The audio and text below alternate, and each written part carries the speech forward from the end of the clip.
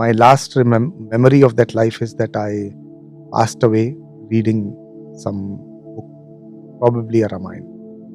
And I just, I bent over and lay down on that book and passed out.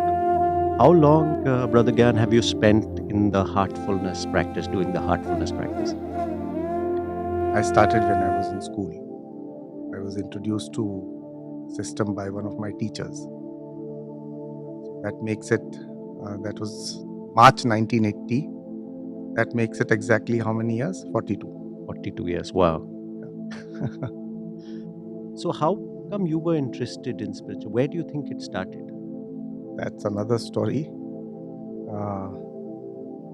I This is another something, and again very unusual about my childhood. You don't generally remember anything below 3 years of age. So what I know of that phase, the first 3 years of my life, is from my mother largely. My mother and my parents, my other family people, elders, and they told me that when I was 3 years old, that was my mother, that I would, ask for certain specific things always. And it started by asking for some mithai before my meals. I would say, no, I want a mithai before. So she'll say, yes, you'll get a mithai. What's the problem? You eat your food first, then you'll get your mitha. But I would say, no, you put it before me, and then I will have my meal. I remember this little conversation because and my mother said, what's wrong with you? ये पंडितों की तरह आपके पहले मीठा. I said, I always start with the meetha. What do you mean I always start? I said, that's how I eat my food. She says, where are you been eating here?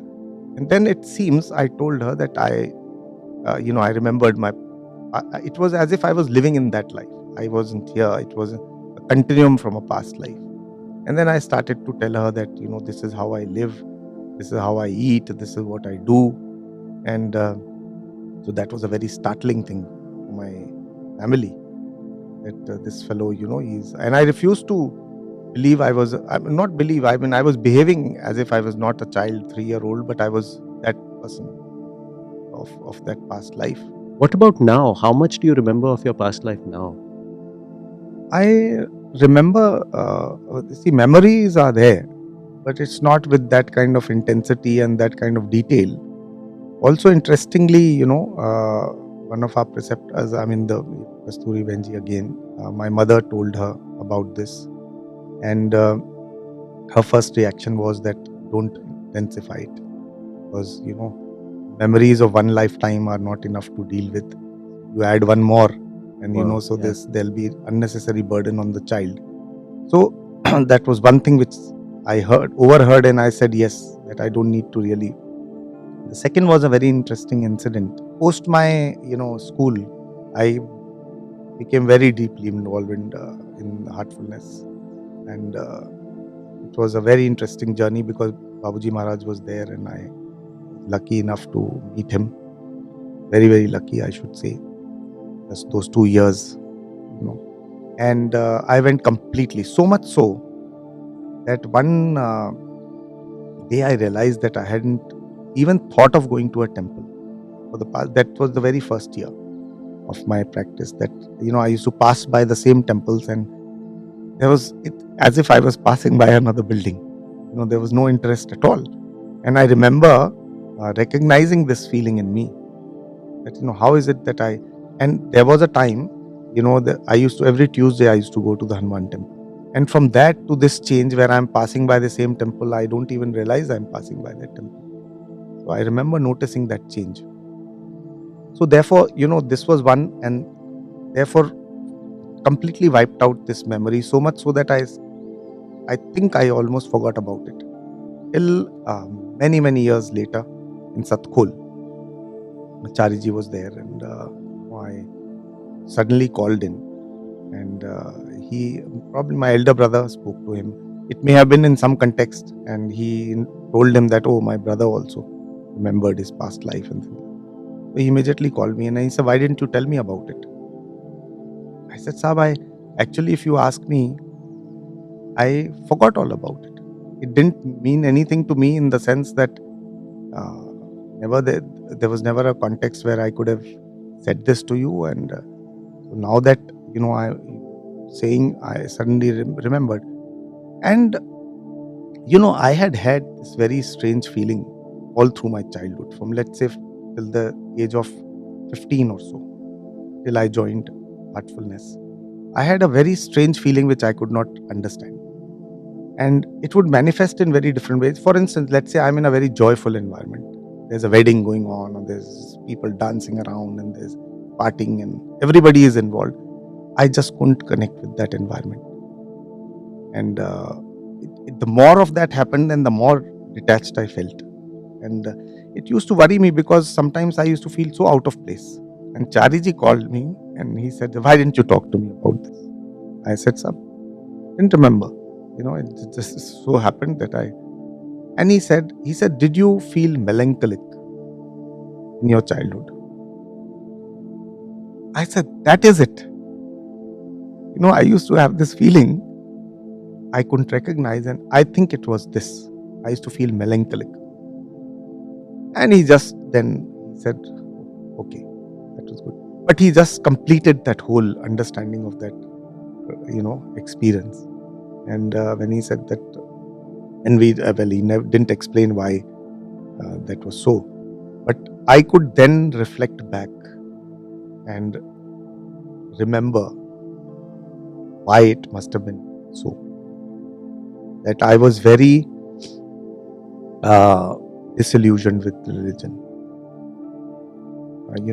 I was not. I used to have a Brahmin name, but I remember that I was from some kind of this class which was a aristocracy, not necessarily Brahmin, but I lived a Brahmin's life. I took to a Brahmin's life, and I went to this temple as a Brahmin, because I felt that a Brahmin is by nature, not really by birth.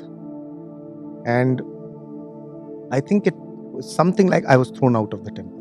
I could recollect that I couldn't recollect the exact incidents, but I remember that I was very, very disgusted and disillusioned with the life of the people there who were running the temple. And I took them on, and they saw to it that I was removed from there. And I remember that for the later part of that, my age, this later part of my life, I lived somewhere in a hut, sort of a structure, very basic structure, and it was in a kind of a semi-forested area away from town. And I lived a very reclusive life. I had no children. I had a wife who was left behind, but no children. And it was a life of just exasperation.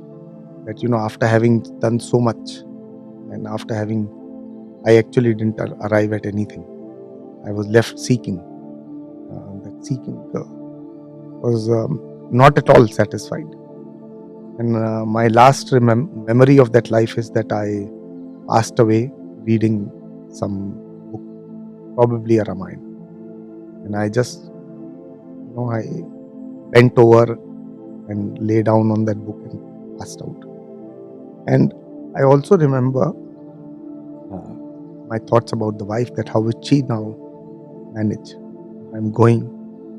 So you recall the Yes, thought of leaving the body. leaving the body and leaving her behind. And possibly that could have led to the melancholy. Brother Gyan, when you are in this life with all these memories, one would think it would be extremely difficult to adjust to modern life, in the sense that now you have these memories of a lifetime of spiritual search, and where at the end you feel you have not reached anything. So the temptation would be there to resume the search again, rather than get involved in the mundane affairs of life. Was that a problem? Was that a problem adjusting? For a while.